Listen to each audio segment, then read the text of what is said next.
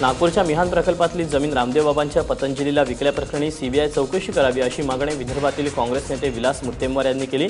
विशेष म्हणजे रामदेव बाबांच्या नागपुरातील प्रकल्पाचं आजचे जे केंद्रीय रस्ते आणि वाहतूक मंत्री आहेत नितीन गडकरींच्या हस्ते उद्घाटन होणार आहे। महाराष्ट्र सरकारनं रामदेव बाबांच्या पतंजली फूड प्रोसेसिंग युनिटला मिहान प्रकल्पात मोडणारी शेकडो एकर जमीन दिली। 25 लाख रुपये एकर या दरानं सरकारनं रामदेव बाबांना जमीन विकल्याची माहिती समोर येते।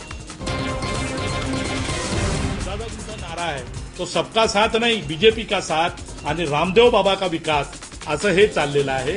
लोकांना मूर्ख बनवण्याचं काम चाललेलं आहे आणि म्हणून आमचं म्हणणं आहे की बा तुम्ही यापूर्वी इथे 25 लाख रुपये दर देऊन तुम्ही बाकीच्या लोकांना का नाही संधी दिली? किती लोकांना तुम्ही बोलवलं? रामदेव बाबालाच तुम्ही हे का दिली? काय काळबेर आहे याची सीबीआय चौकशी करावी। मुंबई पुणे द्रुतगती मार्गावर लोणावळ्याजवळ कार आणि ट्रेलरचा भीषण अपघात झाला। या अपघातात कारमधील 4 जणांचा जागीच मृत्यू झाला। मृतांमध्ये 2 महिलांचा समावेश आहे। मध्यरात्री 1च्या दरम्यान हा भीषण अपघात झाला। मुंबईहून पुण्याच्या दिशेनं भरधाव वेगात निघालेली एक सेंट्रो कार पाठीमागून एका ट्रेलरच्या खाली घुसली आणि यामध्ये जे मृत्युमुखी पावलेली आहेत त्या मृतांची ओळख अद्याप पटू शकलेली नाही।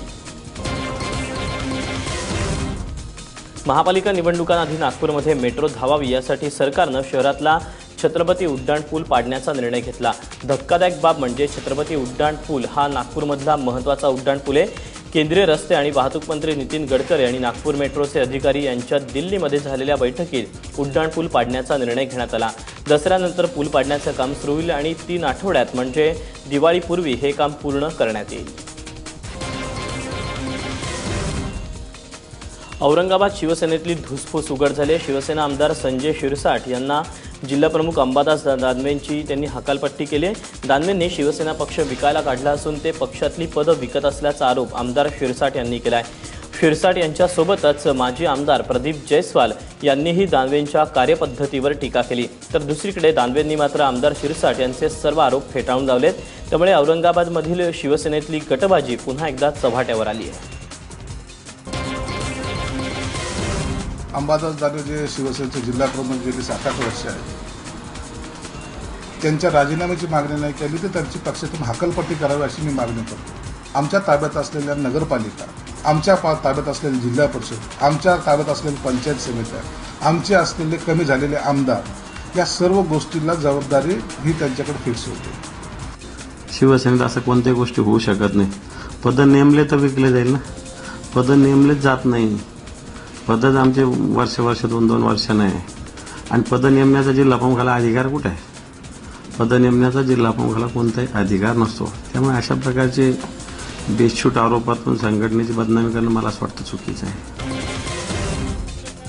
सरकारनं पुण्यात ई-रिक्षांना परवानगी दिल्यानंतर पुण्यातील रिक्षा संघटनांनी आक्रमक पवित्रा घेतला। ज्या दिवशी पुण्यातल्या रस्त्यांवर ई-रिक्षा धावेल त्या दिवशी इतर रिक्षा चालक कडकडीत बंद पाळतील असं रिक्षा पंचायतीचे अध्यक्ष बाबा आढाव यांनी जाहीर केला। नितीन गडकरींच्या पूर्ती कंपनीला फायदा करून देण्यासाठी ई-रिक्षांना परवानगी देण्यात आल्याचा आरोप बाबा आढाव यांनी केला। दरम्यान ओला उबेरच्या धर्तीवर रिक्षा सेवा देण्यासाठी कंपनी सुरू करण्यात येणार असल्याची माहितीही बाबा आढाव यांनी दिली। रिक्षा पंचायतीनेच असं पाऊल पुढे ठरवलंय की आम्ही सुद्धा एक ॲप म्हणून नवीन आता सुरू करतो। कुठल्या तऱ्हेची पैसे घेताना किंवा हे करताना कुठल्या तरी कटकट राहणार नाही या तऱ्हेची व्यवस्था म्हणजे नव्या गरजाप्रमाणे वागायचा आम्ही प्रयत्न करतो। पण आमच्या प्रयत्नांना प्रोत्साहन देण्याच्या ऐवजी सरकार आमचे पाय ओढण्याचा प्रयत्न करते किंवा हे चालू देणार नाही।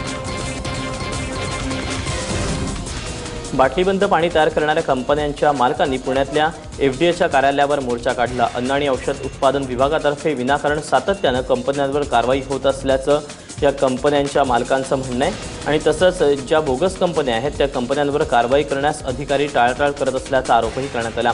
पुण्यातल्या औंध येथील ब्रेमेन चौकातील एफडीएच्या कार्यालयावर काढलेल्या या मोर्चात जवळपास 250 कार्यकर्ते सहभागी होते।